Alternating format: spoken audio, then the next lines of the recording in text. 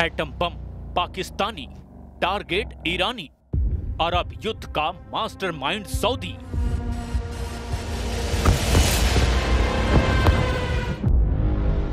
इस वक्त पश्चिम एशिया से लेकर के अरब की जमीन पर जो जंगी पैंतरे चल रहे हैं वो वाकई सर्वनाश के पुख्ता संकेत हैं।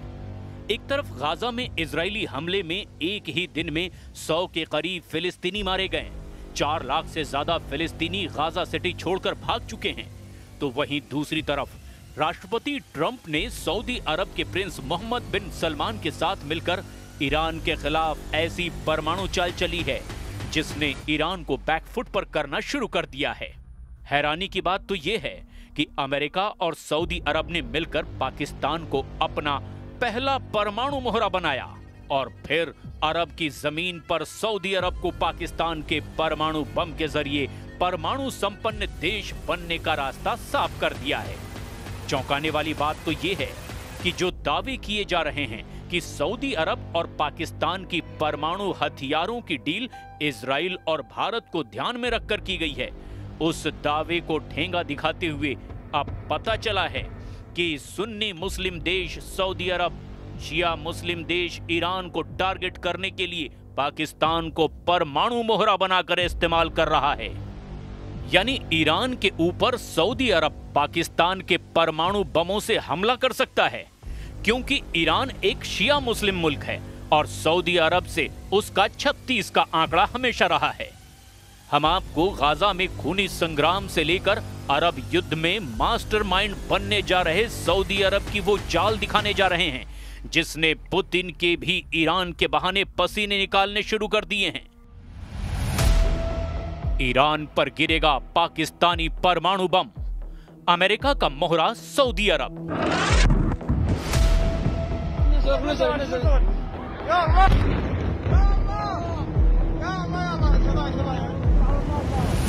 अब आप ये जान लीजिए कि 9 सितंबर को जब कतर पर इजराइल ने जबरदस्त मिसाइल हमला किया तो हमास के 5 नेताओं समेत 6 लोगों की जान चली गई। उसके बाद 57 मुस्लिम देशों वाले संगठन OIC या कहें कि इस्लामिक सहयोग संगठन ने इजराइल के खिलाफ भाषणबाजी तो खूब की, लेकिन जमीन पर कुछ असर अब तक दिखाई नहीं दिया। 9 सितंबर को कतर पर इजराइल ने मिसाइल हमला किया और मात्र इस हमले के 10 दिन के अंदर ही सऊदी अरब और पाकिस्तान के बीच परमाणु हथियारों को लेकर डील हो गई, या यूं कहें कि सऊदी अरब के बेतहाशा कर्ज में डूबे पाकिस्तान ने अपने परमाणु हथियार सऊदी अरब को एक तरह से बेच ही दिए। एक्सपर्ट्स का दावा है कि इस पूरी परमाणु और युद्ध की डील के बीच अमेरिका के राष्ट्रपति ट्रंप हैं, जो ईरान के साथ साथ रूस को भी पश्चिम एशिया में कमजोर करना चाहते हैं, क्योंकि ईरान ही ऐसा इकलौता मुस्लिम मुल्क है जो रूस का आंख मूंद कर यूक्रेन युद्ध में साथ दे रहा है, और ईरान ही इकलौता ऐसा शिया मुल्क होने वाला है जिसके पास अपने दम पर खुद के हथियार हो सकते हैं। पाकिस्तान और सऊदी अरब ने 17 सितंबर को रियाद में एक रणनीतिक पारस्परिक रक्षा समझौते पर हस्ताक्षर किए। इस समझौते पर पाकिस्तानी प्रधानमंत्री शहबाज शरीफ, सेना प्रमुख फील्ड मार्शल आसिम मुनीर और सऊदी क्राउन प्रिंस मोहम्मद बिन सलमान ने हस्ताक्षर किए। ये समझौता 9 सितंबर को कतर पर हुए इजरायली हवाई हमले के लगभग 10 दिन बाद हुआ, जिसमें हमास नेताओं को निशाना बनाया गया। कई रक्षा विशेषज्ञों ने दावा किया कि इस समझौते से भारत और इजरायल को खतरा बढ़ गया है। हालांकि पाकिस्तान की रहने वाली किंग्स कॉलेज लंदन में डिपार्टमेंट ऑफ वॉर स्टडीज में सीनियर फेलो आयशा सिद्दीकी के मुताबिक सऊदी अरब ने यह सौदा ईरान को ध्यान में रखते हुए किया है। आयशा सिद्दीकी ने यह भी कहा कि इस सौदे को अमेरिका का समर्थन हासिल है। एक मीडिया में लिखे लेख में आयशा सिद्दीकी ने कहा कि इस समझौते के समय पाकिस्तान में 2 व्यापक प्रभाव पैदा किए। पहला ये कि इजरायली आक्रमण से भयभीत और अपने सहयोगियों की सुरक्षा के लिए अमेरिका पर भरोसा न करने वाला सऊदी अरब सुरक्षा के लिए पाकिस्तान की ओर देखने लगा, और दूसरा ये कि ये समझौता एक व्यापक सुरक्षा समझौते की ओर ले जा रहा है जिसमें पाकिस्तान मध्य पूर्व में शांति का गारंटर बन सकता है। ऐसी अवधारणाएं निश्चित रूप से भारत के साथ हाल ही में युद्ध की स्थिति के बाद खास तौर पर अमेरिकी राष्ट्रपति डोनाल्ड ट्रंप के 5 जेट मार गिराए जाने वाले बयान के बाद से बनी है। आयशा सिद्दीकी के मुताबिक 3 बातें ध्यान करने योग्य है। पहला, पाकिस्तान दशकों से सऊदी अरब की मदद करता रहा है। दूसरा, ये वास्तव में इजराइल का नहीं बल्कि ईरान का मामला है। और तीसरा, इस कदम को संभवतः अमेरिका की मौन स्वीकृति हासिल है। उनके इस बयान का आधार यह भी है कि अमेरिका कभी भी ऐसा नहीं करेगा जिसका नकारात्मक असर इजराइल पर पड़े। अमेरिका और इजराइल पक्के दोस्त हैं। कतर भी अमेरिका का खास है। इसके बावजूद अमेरिका ने इजरायली हमले को लेकर कतर का समर्थन किया। ये बताता है कि अगर सऊदी अरब अकेले अपने दम पर यह समझौता करता तो अमेरिका जरूर इसमें अड़ंगा लगाता, लेकिन अमेरिका ने ऐसा नहीं किया, समझौता होने दिया। सऊदी अरब ईरान के परमाणु हथियारों को इजराइल की तरह अपने अस्तित्व के लिए खतरे के रूप में देखता है। सऊदी अरब सुन्नी इस्लाम का नेता है, जबकि ईरान शिया इस्लाम का। ईरान तेजी से परमाणु हथियारों के विकास पर काम कर रहा है। ऐसी आशंका है कि उसके पास अभी इस वक्त वर्तमान में कई परमाणु बम बनाने लायक समृद्ध यूरेनियम मौजूद है। हालांकि हाल के ही समय में इजराइल और अमेरिकी हमलों के कारण उसके परमाणु कार्यक्रम को भारी नुकसान पहुंचा है। ऐसे में ईरान के परमाणु हथियारों से डरे मोहम्मद बिन सलमान अल सऊद ने एक दूसरे सुन्नी देश पाकिस्तान के परमाणु हथियारों को पाने के लिए ये रक्षा सौदा कर लिया है।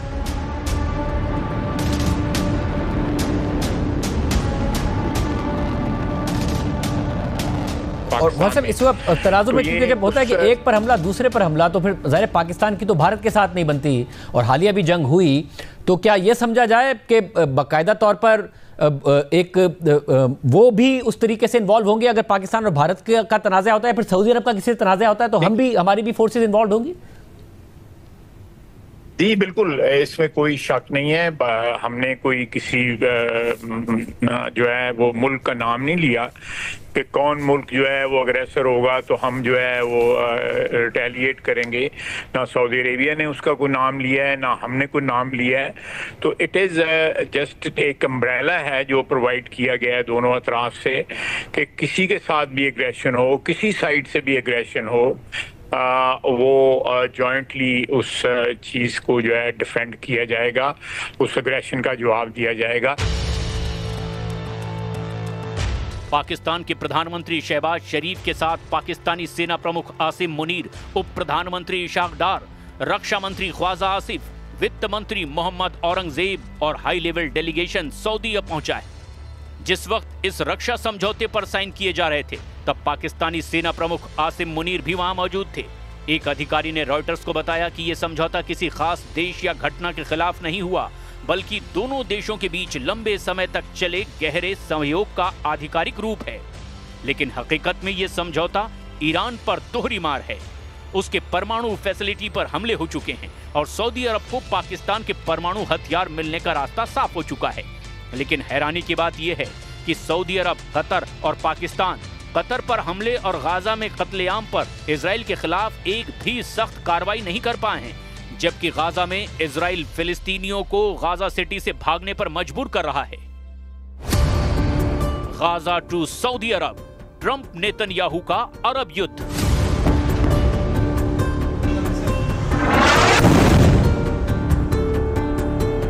आप ये भी जान लीजिए कि पश्चिम एशिया से लेकर के अरब मुल्कों के बीच चल क्या रहा है। पहले गाजा के ताजा हाल को भी समझते हैं। कुछ घंटे पहले ही इजराइल ने एक बार फिर से गाजा के अलग अलग इलाकों पर बेतहाशा हमले किए हैं। 7 अक्टूबर 2023 से शुरू हुए हमास और इजराइल के बीच युद्ध में अब तक 65,208 फिलिस्तीनियों की मौत हो चुकी है। 1,66,271 लोग घायल हो चुके हैं। इजराइल ने गाजा सिटी और दक्षिणी इलाकों में जमीनी अभियान और स्ट्राइक बढ़ा दिया है। वहीं हमास का दावा है कि अब भी लगभग 6,50,000 इजरायली बंधक हैं। ऐसा दावा किया जा रहा है कि गाजा सिटी में इजराइल जो कर रहा है उससे साफ हो रहा है कि उसका मकसद एथनिक क्लींजिंग करना है। लाखों लोग इस वक्त इजरायली हमले की वजह से बेघर हैं। शहर में कई बिल्डिंग्स को आईडीएफ के जरिए तबाह किया गया है। ऑपरेशन में सिर्फ 2 हफ्ते में 20 से ज्यादा टावर ब्लॉक ध्वस्त कर दिए गए हैं। सेना का कहना है कि इन इमारतों का इस्तेमाल हमास करता था, जबकि स्थानीय लोग और संयुक्त राष्ट्र मानवाधिकार कार्यालय यानी OHCHR इसे नागरिकों को जबरन उजाड़ने की कोशिश बता रहा है। इजरायली सेना ने हाल ही के दिनों में जैतून, मुफ्फा, शेजाया और शेख अल रदवान इलाकों में भी लगातार घरों को निशाना बनाया है। इन जगहों पर तबाही सैटेलाइट तस्वीरों में साफ दिखाई दी है। गाजा की NGO नेटवर्क के प्रमुख अमजद अल चावा का कहना है कि गाजा सिटी की 65% से ज्यादा इमारतें और घर अब तक तबाह और बुरी तरह से बर्बाद हो चुकी हैं। सबसे ताजा हवाई हमले में 91 से ज्यादा फिलिस्तीनी इजरायली हमले में मारे गए हैं। वीडियो में भी कुछ ही मिनटों में हवाई हमले में 2 मिसाइलें इमारत के आधार पर गिरी और पूरी इमारत 6 सेकंड में ही ढह गई। धूल और मलबे ने आसपास खड़े सैकड़ों फिलिस्तीनी टैंकों को घेरे में देख लिया। इजराइल के वित्त मंत्री बेज़लेल स्मोट्रिच ने पहले ही कह दिया है कि गाजा का बड़ा हिस्सा पूरी तरह नष्ट कर दिया जाएगा और आबादी को मिस्र सीमा के पास छोटे हिस्से तक सीमित किया जाएगा। वहीं सेना के प्रवक्ता लेफ्टिनेंट कर्नल नदान शोशानी का कहना है कि गाजा को पूरी तरह मिटाने की कोई रणनीति नहीं है। ऐसे हालात में साफ कहा जा सकता है कि अमेरिका और इजराइल ने मिलकर के अब अरब देशों को पूरी तरह से कंट्रोल कर रखा है और ईरान को इसीलिए टारगेट कर रहा है ताकि रूस को कमजोर किया जा सके। अब देखना यह होगा कि पाकिस्तान के परमाणु बम ईरान के खिलाफ इस्तेमाल होते हैं या नहीं।